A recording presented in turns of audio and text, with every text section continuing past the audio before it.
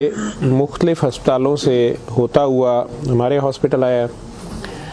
बिल्कुल सूख के वो कांटा हुआ था। 55-60 साल का वो आदमी था, बहुत ही पतला दुबला, और हमारी ज़ुबान में यूजली हम कहते हैं बोन एंड स्किन, पानी की शदीद कमी और बुरा हाल। उम्र उसकी 55-60 साल थी। जो उसके साथ एक ही लड़की थी वो 20-25 साल की थी, और वो अपने आप को उसकी बीवी बताती थी। मेरे जूनियर डॉक्टर्स ने मुझे राउंड कराया तो उन्होंने कहा जी कि ये फ़लाँ वार्ड से शिफ्ट हुआ है, इसको 4 महीने से शदीद दस्त लगे हुए हैं, ये कुछ भी खाता है तो इसको डायरिया लग जाता है, और इसके सारे टेस्ट हो गए हैं, गैस्ट्रोस्कोपियाँ, एंडोस्कोपियाँ, बायोप्सी, हर चीज़, इससे कुछ नहीं आ रहा, तशख़ीस नहीं है। लेकिन अब इसकी हालत इतनी बिगड़ गई है कि ये आईसीयू में शिफ्ट हो गया है, वेंटिलेशन के लिए हुआ है, और इसको कोई दवाई काम नहीं कर रही है। बल्कि मेरे एक जूनियर ने मुझे कहा कि जिस वार्ड से शिफ्ट हुआ है वहाँ की सीनियर डॉक्टर एक है, उन्होंने तंजन कहा है कि डॉक्टर साहब को एनू सूरत रमान सुनाना। तो ना तो टेस्टों में कुछ आ रहा है और ना कुछ आ रहा है। 4 माह से ऐसे है। तो जो हिस्ट्री होती है, हम जो डॉक्टर्स कॉमन चीज़ें होती हैं वो सारे पूछते हैं। तो बच्चों ने मुझे बताया, जूनियर डॉक्टर्स ने, कि ना शुगर है, ना ये नहीं, वो नहीं, फलानी। मैंने इन्हें कहा कि इसका एड्स का टेस्ट करा लें। तो बच्चों ने कहा कि जी पिछले साल इसका एड्स का टेस्ट मेयो हॉस्पिटल में हुआ था, तब भी इसको इसी तरह डायरिया लगा था और वो नेगेटिव है, और लेकिन पिछले साल फिर ये डायरिया ठीक हो गया था 2-3-4 माह के बाद, फिर ये बहुत बेहतर हालत में हो गया था, लेकिन अब फिर इसको 4 माह से ये है और अब इसकी ये हालत हो गई। अब ये बेहोश था वो, खैर वेंटिलेटर पे चला गया, लेकिन मैंने फिर भी उसका एड्स का टेस्ट भेज दिया कि ये भेजो उसकी बीवी का।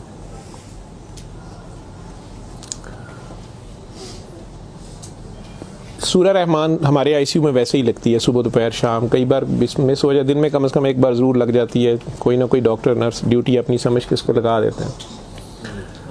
वो भी लग रही थी, सारे पेशेंट्स थे।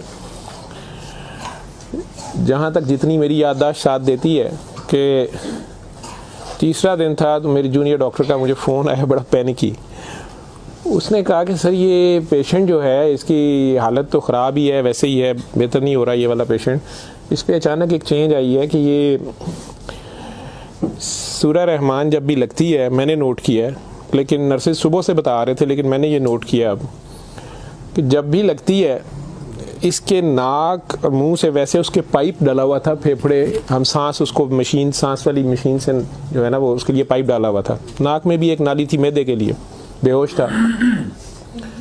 उसने कहा जी इसके नाक में से सुंडियां उबलना शुरू हो जाती हैं बाहर को, और नर्सेज इसके ऊपर ड्यूटी करने से तंग हो रहे हैं। तो अब शक्कर एक मशीन होती है जिससे हम मरीज़ के अंदर से एक बलगम निकालते हैं जो नेगेटिव प्रेशर से सक करती है। तो सर इसको हम सक करते हैं, लेकिन ये नहीं समझ आ रही कि ये कहाँ से आ रहे हैं। मैंने कहा इसके मैदे से खींच के देखें, उन्होंने कहा जी उधर से नहीं आ रहे। मैं कि इनकी सांस वाली नाली से आ रहे हैं, जी उसमें से भी नहीं आ रहे। लेकिन जब सूरह रहमान बंद करते हैं ये ख़त्म हो जाते हैं, ये बाहर नज़र नहीं आते। यहाँ हमारी हड्डियों में खाली जगह होती है, उन्हें हम साइनस बोलते हैं डॉक्टर्स। तो मैंने कहा यार फिर इसके ये साइनस से आ रहे हैं, और मेडिकली हम इसे मैगट्स इन्हें कहते हैं हम। शुगर का मरीज़ बेचारा आखिरी स्टेज पे, कई बार उसके ज़ख़म बहुत ख़राब हो जाए तो उसमें कीड़े कई बार पड़ जाते हैं इस तरह। लेकिन ये चीज़ मैंने नहीं सुनी थी, और ना ही उसकी कोई, ना वो शुगर का मरीज़ था ना कुछ और था। मैंने डॉक्टर साहब से कहा कि आप जो है ना इसका ये तो अब एंटीबायोटिक्स जा रही हैं, सारा कुछ जा रहा है, वैसे इसके एड्स के टेस्ट का पता करें वो कब तक आएगा। तो मुझे लग रहा है कि इसकी क़ुव्वत मुदाफ़ियत कोई नहीं है, और ये कीड़े इस तरह पड़ गए।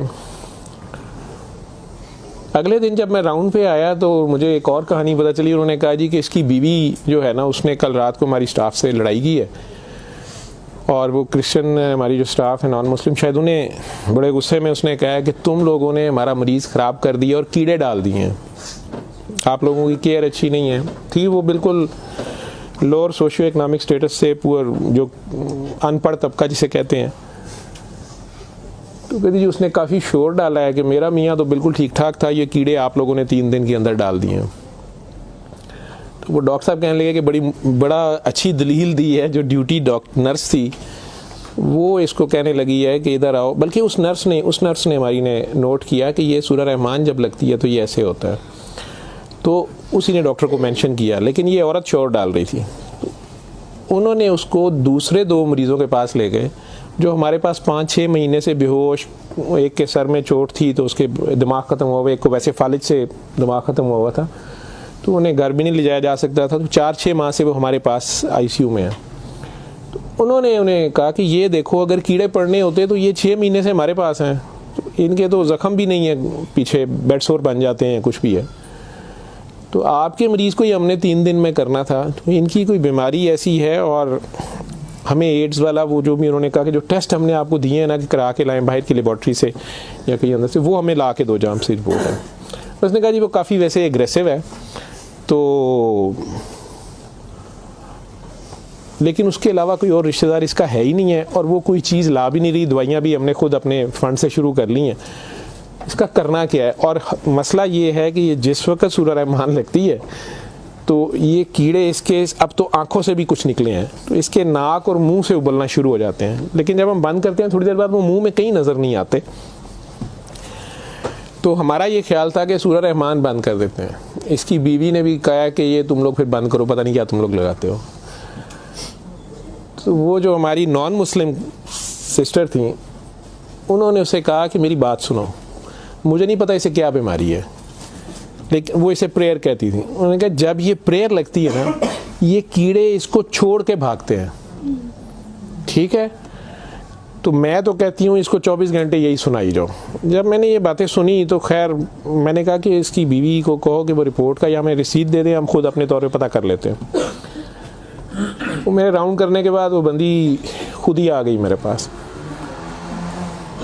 वो मुझे नहीं पता था कि वही सिस्टर ने उसकी बिठा के कहीं काउंसलिंग की थी। उसे उन्होंने कहा कि इसको हमें शक है कि एड्स ना हो, कि इसकी कुव्वत मुदाफ़ियत नहीं है, इस तरह कीड़े इसको पड़ गए, कुछ हो गया, शायद कमज़ोरी से हो गया, बीमारी की कमी से हो गया, तो ये उसका हम पता करना चाह रहे हैं। अदरवाइज़ तो जो दवाइयाँ हैं वो वही रहनी है। कुछ तरह की उसने बात की, कहती कि वो डर गई है थोड़ी सी, और वो कहती मैंने बड़े डॉक्टर साहब से कोई बात करनी है। बहरहाल अब मुझे जितना याद है, मैं 1 साल बड़ी सोचा इसके ऊपर कि मैं इसको बयान करूं या ना करूं लोगों के सामने। उस औरत ने बड़ी खौफनाक कहानी मुझे सुनाई। जब उसे ये डर पड़ा ना कि इसको एड्स ना हो और उसको ना एड्स लग गई हो, अब वो मुझे कहने लगी इधर कमरे में आके कि डॉक्टर साहब ये जो मेरा मियाँ है ना, ये असल में जादूगर है। मैंने कहा आपने तो पहले दिन लिखवाया कि ये रिक्शा चलाता था और रिक्शा ड्राइवर है। उसने कहा जी ये रिक्शा ड्राइवर तो है, लेकिन ये जादूगर है, काला जादू करता है, लेकिन करता कुरान से था। मुझे हंसी आ गई, मैंने कहा कुरान से काला जादू कैसे हो सकता है। बहरहाल टू कट इट शॉर्ट, उस औरत की हमारे वो डॉक्टर्स ने मुझे, चूँकि वो वीडियो मेरे पास वो सिर्फ पड़ी है जिसमें वो कीड़े प्लेट में, हमारी उसे डिश कहते हैं, उसमें वो निकाल के वो डाल रहे थे, तो मुझे उन्होंने भेजे कि इसका करना ये क्या है। पहली रात जब उन्होंने मुझे मैसेज किया रात को व्हाट्सएप पे, तो वो वीडियो मेरे पास पड़ी हुई है। औरत ने मुझे बताया जी कि मैं खुद किसी की बीवी थी, उसकी माँ मुझे बड़ा तंग करती थी और मैं चाहती थी कि ये मेरे अंडर आ जाए।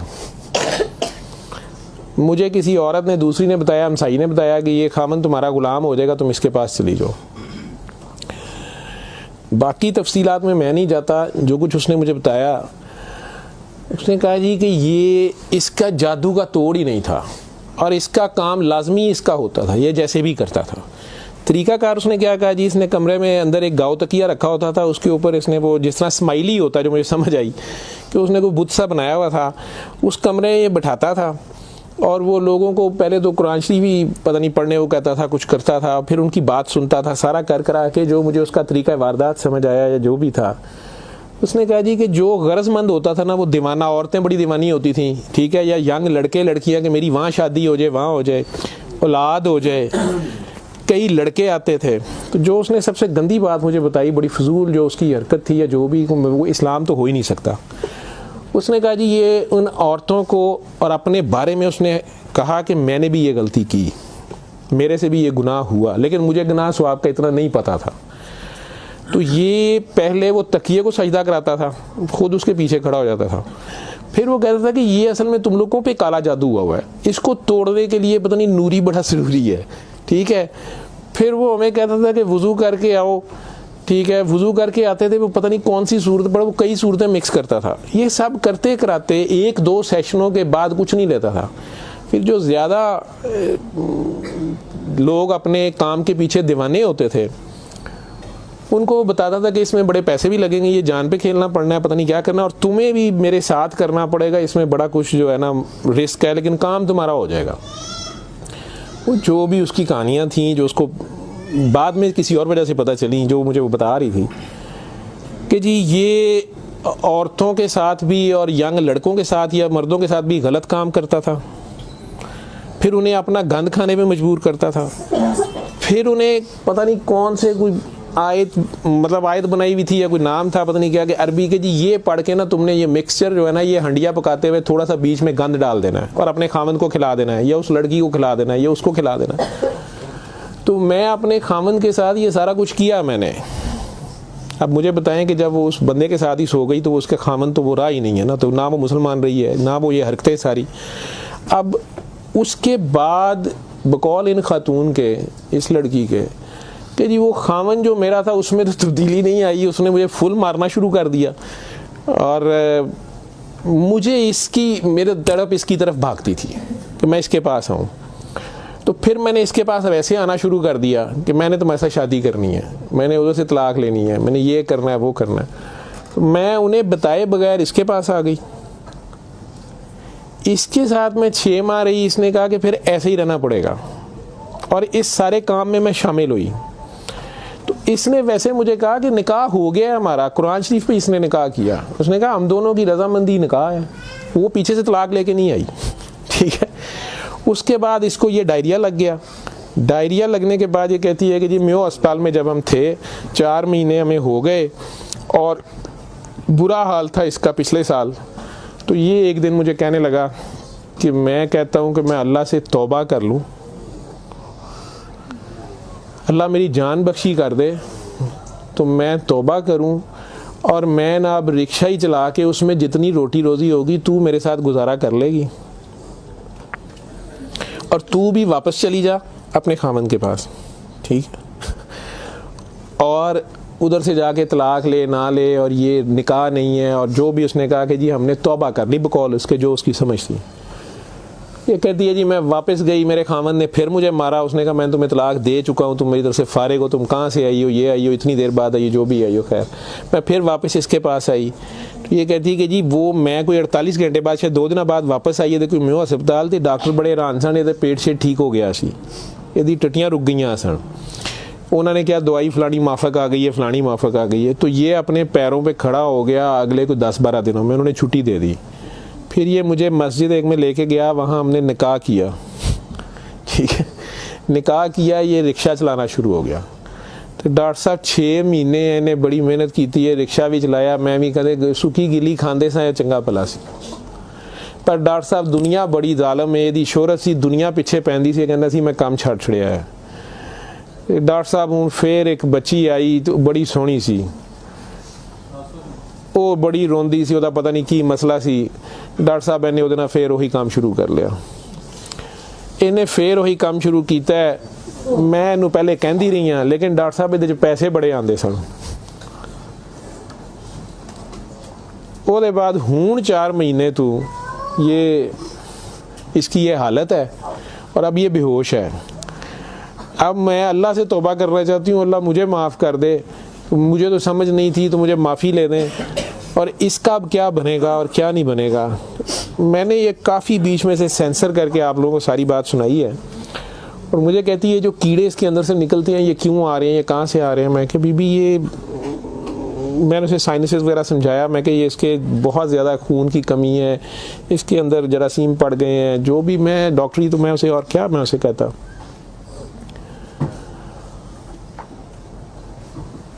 और उस वक़्त सारी बात सुना के तो उसने वो रिपोर्ट अंदर से निकाली और मुझे कहती है जी ये रिपोर्ट में तो इसको HIV की रिपोर्ट थी, कि जी वो उत्थे रिपोर्ट वाले मैनू कहा है कि डॉक्टर साहब फौरन जाके दिओ तो तुसी वो लैबोरेटरी में कहीं पूछती रही तो उन्होंने कहा जी तुसी उत्थों जाके पूछो तो मैं दसिया मेरे खावन दी मैनू दसो, उन्हें कहा तुसी अपनी भी कराओ। तो डॉक्टर साहब ये रात दी मेरे कोल है तो मैं मैनू तो नहीं बीमारी होएगी, मैं सूरत रहमान सुन ला। मैंने कहा जी आप भी सुने, 7 दिन सुने, मैं आपको क्या कह सकता हूँ।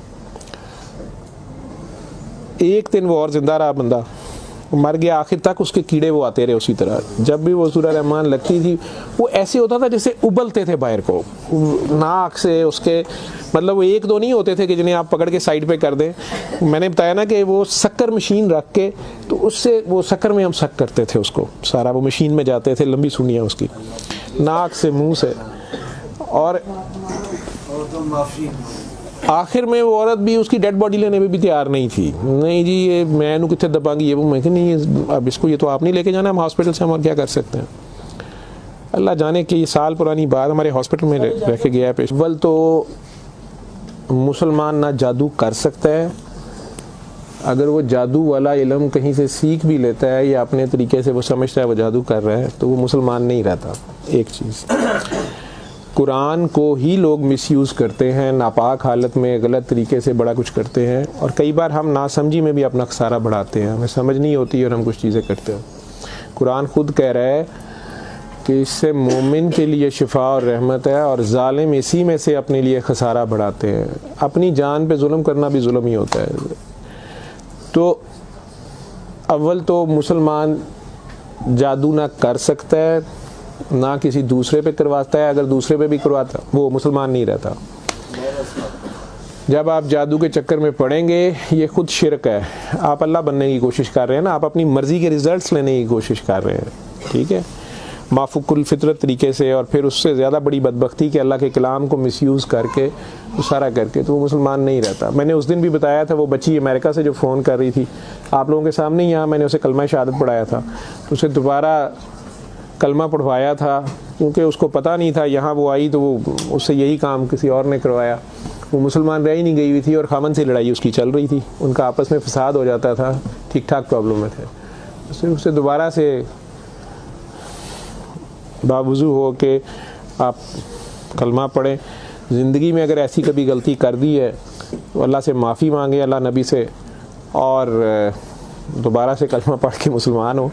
दूसरा, अगर आप में से किसी को वहम है कि आप लोगों पे जादू है तो किसी बाबे के पास जाने की ज़रूरत नहीं है। ये तो फटाफट आप लोग कहते हैं कि जादू बरहक है और जी जादू नबी करीम सल्लल्लाहु अलैहि वसल्लम पे भी हो गया था। नबी करीम सल्लल्लाहु अलैहि वसल्लम ने उसको कैसे तोड़ा था, उन्होंने क्या तरीका बताया? एक बार सूरह फलक, एक बार सूरह नास, या आप 3 बार सूरह फलक 3 बार सूरह नास पढ़ लें, जादू ख़त्म हो गया। औज़ु बिल्लाहि मिनश्शैतानिर्रजीम पढ़ते ही ख़त्म हो गया है। वैसे तो मुसलमानों पे तो होता ही नहीं है। मैंने सूरह मोमिनून की 89 आयत बार बार रेफरेंस दिया है, मैं किसी बहस में नहीं मजहबी में पढ़ना चाहता। अल्लाह बड़े वाज़ेह तरीके से उसमें बता रहे हैं कि इनसे पूछो, सूरह मोमिनून में 84 से 89 तक, इनसे पूछो कि आसमान और ज़मीन का मालिक कौन है, ये सारा कुछ किसने बनाया, ये फ़ौरन कहेंगे अल्लाह ने। इनसे पूछो तुम्हारी ज़िंदगी और मौत का हर चीज़ कौन फनी, कहेंगे अल्लाह में। फिर इनसे पूछो फिर तुम कहाँ से जादू कर दिए जाते हो, जब हर चीज़ का मालिक वो है तो फिर ये जादू तुम लोगों पे कहाँ से हो जाता है? ये हमारी अपनी सोच में होता है। 99% लोग तो साइकी के मरीज़ बने होते हैं और ये असल में आपस की नफ़रत होती है हमारी आपस की नफ़रत, हसद, कीने, बुग़्ज़, लालच, हवस, ये जो हमारी सोच की लहरें हैं ये ज़रूर एक दूसरे को डिस्टर्ब करती हैं। ये नज़र लग जाती है, माँ की नज़र अपने बच्चे को लग जाती है, प्यार से ही देख ले, उसको ज़्यादा एनर्जी चले गई, बीच में माशाल्लाह नहीं कहा, फोकस अल्लाह से हटा, बच्चे पे गया आपका। तो अल्लाह के रेफरेंस से उस बच्चे को देखें कि माशाल्लाह मेरा बेटा कितना प्यारा, तो फिर नज़र नहीं लगती है। ये बातें आपको समझाई गई हैं, इस फोकस आपका अल्लाह रहे। नाउज़ बिल्ला, नाउज़ बिल्ला, नाउज़ बिल्ला, कई बच्चे मेरे साथ ज़्यादा प्यार से जब ज़्यादा चलते हैं, आप अल्लाह हैं, नाउज़ बिल्ला मैं अल्लाह कैसे हो सकता हूँ? फिर उन्हें मैं कहता हूँ कि बेटा ये कुफ्रिया कलमा है, किसी बात से कोई बंदा मुद्दतों से फंसा होता है, उसमें से निकलता है, कई बहुत बड़ी बात कर देते हैं। होश के लोग नहीं होते हैं, जब तक होश में नहीं होते हैं तो उस वक्त तक तो उन पर हद नहीं लगती, लेकिन जब होश आ गई है उसके बाद ये बात कुफ्र में आती है। और अल्लाह ये बर्दाश्त नहीं करता। आप नासमझी में भी कर रहे हो, बच्चा नासमझी में भी उल्टी सीधी हरकतें कर रहा हो तो माँ तो कान पकड़ लेती है, उसने भी उसे सिखाना तो होता है, उसे साबित तो कराएगा, पहचान तो करा के छोड़ेगा अल्लाह कौन है, अल्लाह कहाँ है। ठीक है, आयतुल कुर्सी का मतलब है कुर्सी की निशानी, कुर्सी का इशारा। ठीक, जब आप खौफ की हालत में हैं तो वो पढ़ लें, या आपको लगता है कि हमें कोई मसला ना हो तो पढ़ लें, तो उसका मतलब ये नहीं है कि वो आयतुल कुर्सी के लफ्ज़ या आयतुल कुर्सी के वो आपकी हिफाजत करते हैं। उसका मतलब क्या है, अरब्स को तो पता चलता था पढ़ते हुए कि वो क्या कह रहे हैं, तो वो सारी अल्लाह की हम्द और अल्लाह की शानें बयान हो रही हैं। तो कुर्सी की बात हो रही है कि कुर्सी ज़मीन व आसमान पे हर तरफ वो है।